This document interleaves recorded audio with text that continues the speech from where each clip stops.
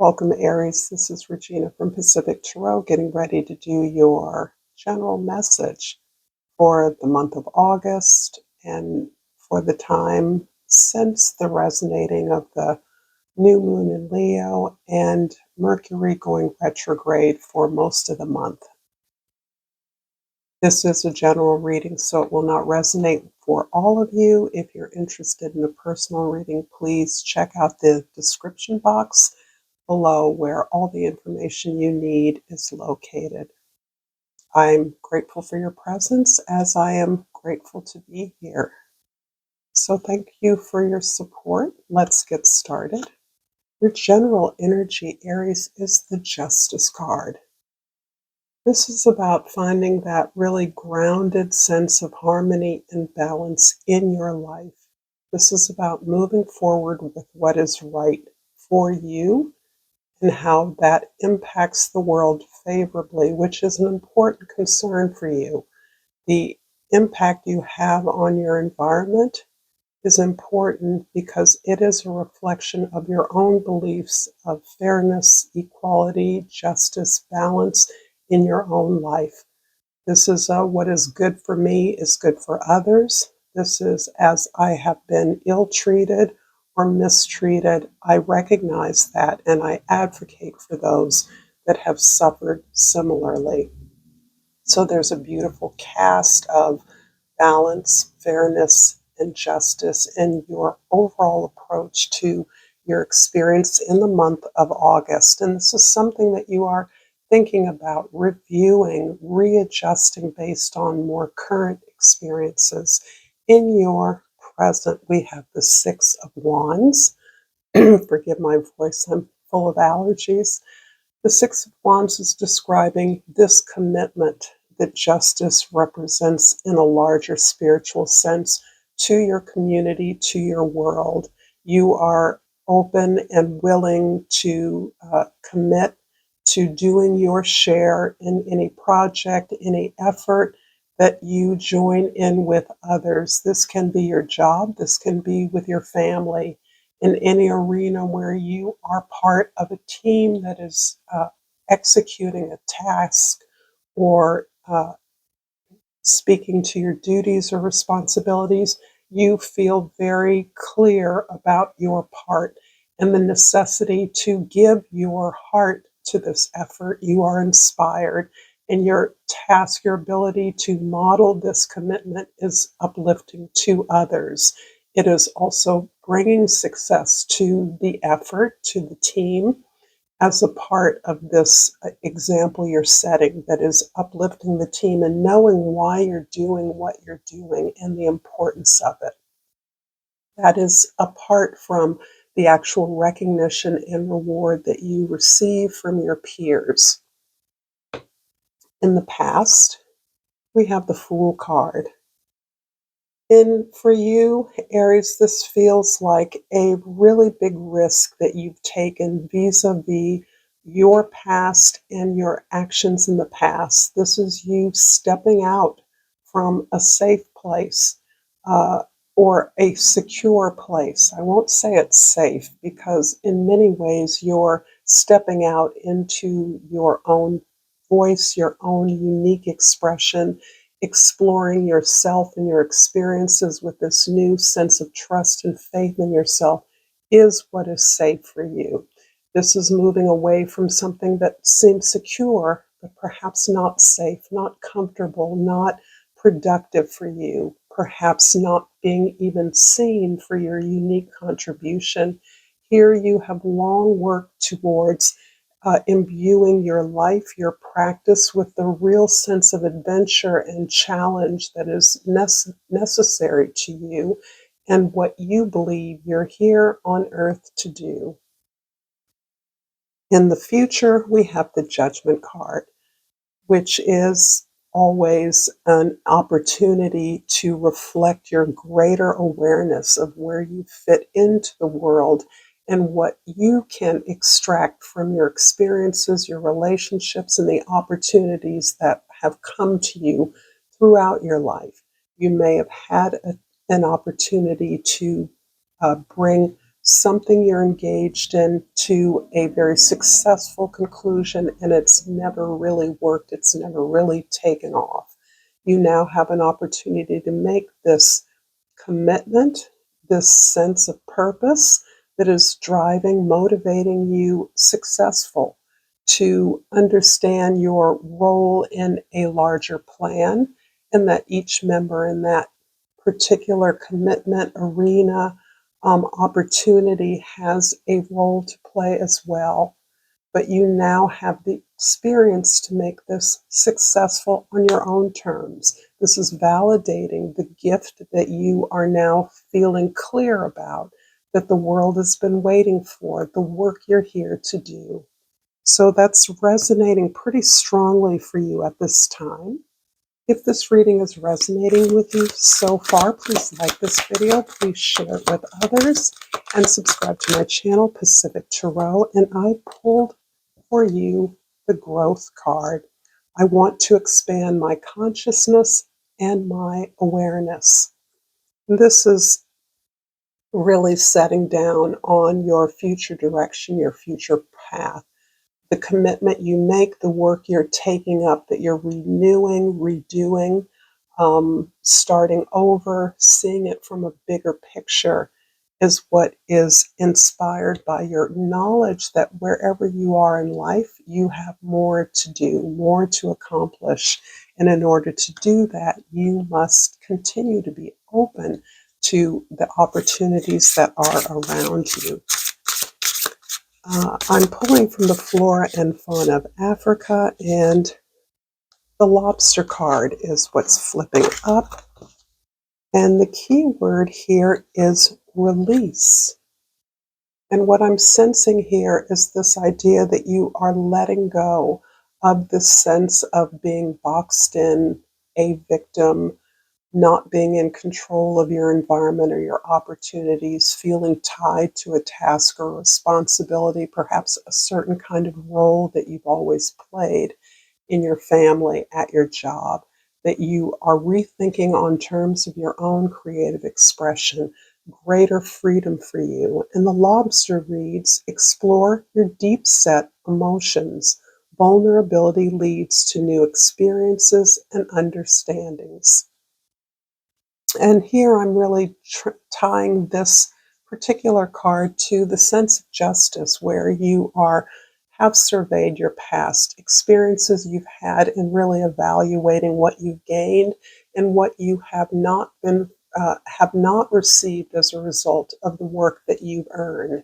So this is really about that sense of really looking at that place of vulnerability that may be about a family cycle or a particular role that you have been assigned to in the family structure that has not been functional for you. And I'm going to clarify the Six of Wands in the present with the Ten of Wands and the High Priestess. I'm going to start with the Ten of Wands because this is really building on the theme of release that's showing up for you in your present. This is about understanding the nature of burden, responsibilities, obligations that you have historically carried for a group of people. This can be job, home, relationships, work, career, your community. There is a way in which you have always seen yourself as the provider, the one who gets shit done.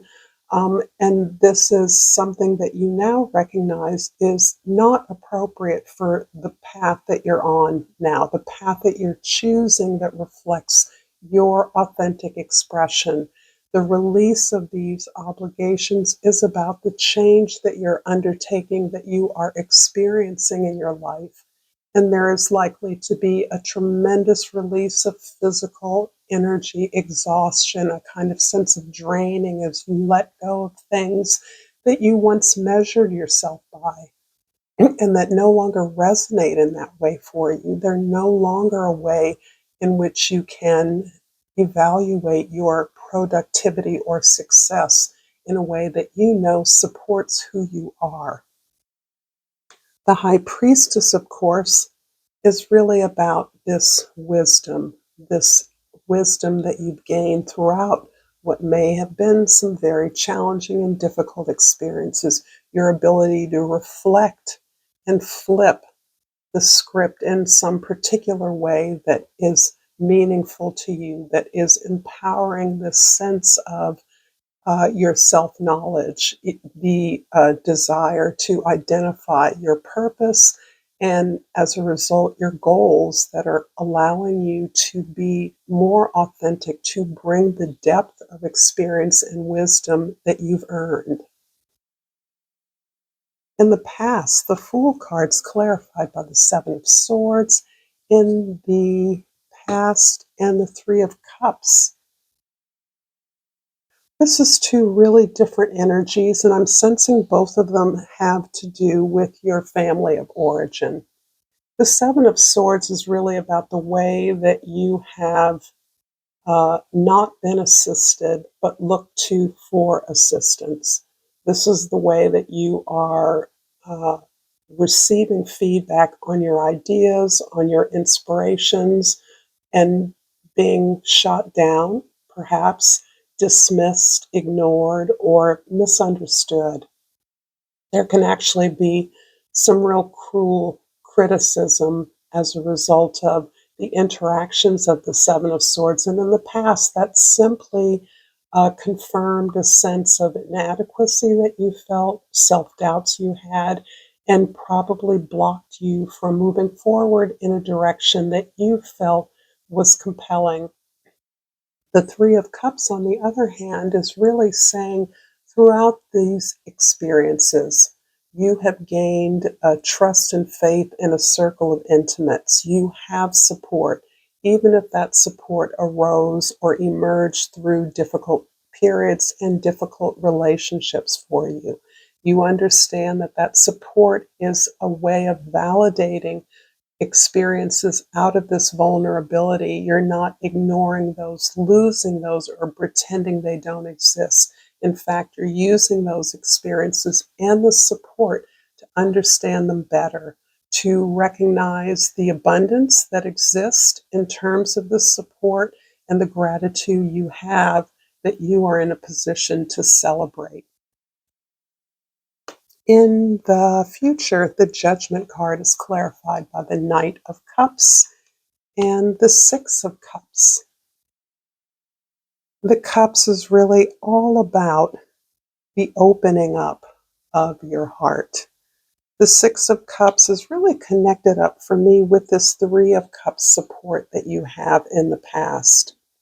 This support is leading you to reimagine, re-experience a positive nostalgia around opportunities you've had in the past, perhaps in the company of these intimates, to express yourself authentically, to allow yourself to be playful, joyful in the expression of your talents in a way that it helps you see without an agenda, without judgment, your particular unique path, your pleasure, your joy. This is about having fun through your formidable talents, your gifts, in a way of acknowledging the gift that you are here to express in this time. The Knight of Cups is really your willingness to continue to be open hearted.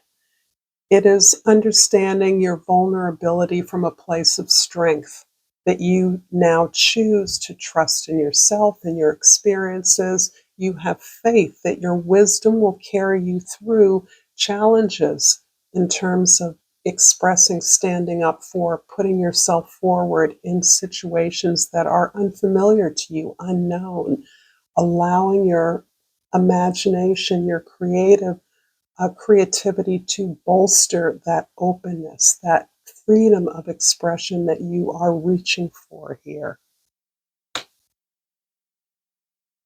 I'm going to finish this reading with Yogic Path Oracle and hope that this reading has been helpful to you.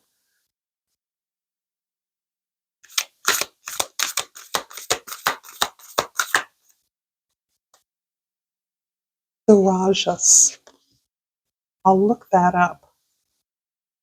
But I do want to mention that the Mercury retrograde that we will be experiencing throughout most of August is really a natural function, particularly for your creative process. It's the way that we take the ideas, the gifts, the visions we have, and we translate those. And that necessarily requires review and reevaluation, rethinking, uh, retooling. Ideas we've had in the past in the way that we process the information that we're gaining about ourselves. I want to take away the idea that the Mercury retrograde is some freaky time. It is natural for appointments to be canceled, things not to work out. That doesn't mean that that idea or that contract or experience is canceled. So I want you to feel empowered in the Mercury retrograde as an opportunity to reflect through, for you, particularly the High Priestess energy. The number two is always about reflection, reflection of our experiencing and internalizing that in order to gain the wisdom of our experiences.